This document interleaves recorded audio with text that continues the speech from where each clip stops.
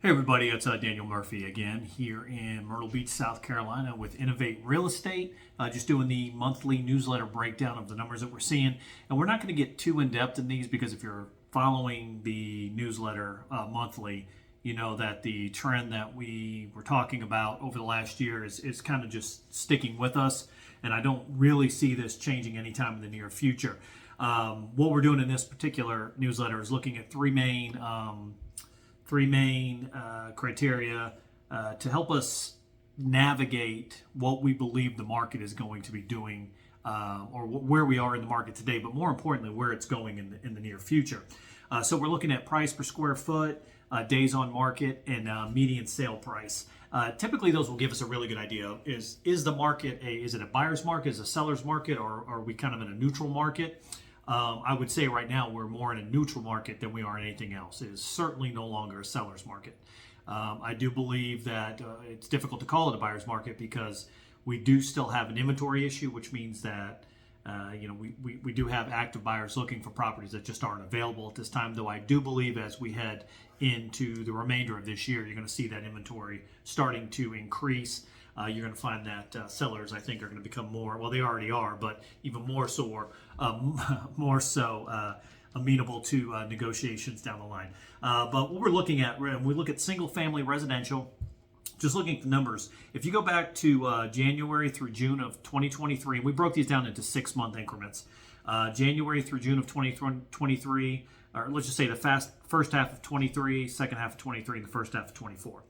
The average, or the median, I should say, sale price in January through June of 23 was $373.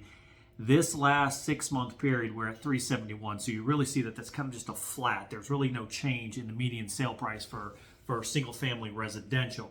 Days on market, if we just look at the January through June 23 compared to this year's January through June, days on market is roughly the same. It was 110, dropped down to 93, but then back up to 103 for this year. And the price per square foot is really unchanged in single family residential. It's been 151, 152, 153. So really we're talking about a $2 per square foot difference between January of 23, 6 months, and then January of 24, 6 months. On the condo side, we're seeing much of the same, though we do actually see the median sale price has gone up since January of 23. During that 6-month period of time, it was $239,000. We are at $250 today.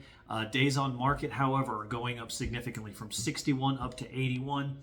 And the price per square foot is dropping from 220 down to 211. So what does that tell me on the price per square foot? Why that's important is when we're looking at median sale prices, we're taking everything from, in homes, we're taking anything from 2 bedrooms up to 10 bedrooms. It doesn't matter.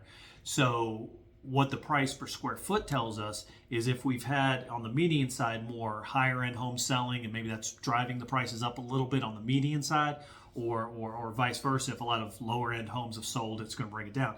What that price per square foot is telling me, what is the average price per square foot regardless of how big the house or the condo is. So although the median price for condos has gone up from $239 to $250, the actual price per square foot has gone down almost $9 per square foot down. So what I'm seeing, and what I believe we're going to continue to see at least into the near future, is a very shifting market. As I said, I think you're going to see more inventory become available. You're going to see sellers more agreeable to at least negotiating on what their list price is.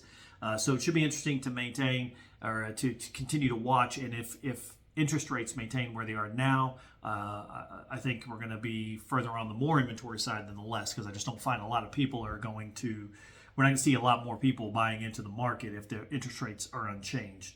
Again, these are all based on the overall market at large here in the Myrtle Beach area. So if you have a specific area or a neighborhood you're looking at, you might say, well, hey, we're really interested in the Arrowhead community or the Grand Dunes community. Or you might say, we're just really interested in Cherry Grove or Surfside Beach.